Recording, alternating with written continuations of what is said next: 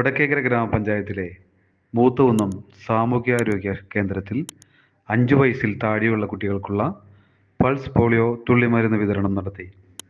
വടക്കേക്കര ഗ്രാമപഞ്ചായത്ത് പ്രസിഡന്റ് ശ്രീമതി രശ്മി അനിൽകുമാർ ഉദ്ഘാടനം നിർവഹിച്ചു. നമ്മുടെ പോളിയോ നിർമ്മാർജ്ജനം ചെയ്യുന്നതിനായിട്ട് എല്ലാവരും തന്നെ അതുമായി സഹകരിക്കുന്നതാണ്. വിവിധ വാർഡുകളിലായിട്ടും സെന്ററുകളിലായിട്ടും അതുപോലെ തന്നെ അങ്ങനെയുള്ള സ്ഥലങ്ങളിലൊക്കെ വെച്ച്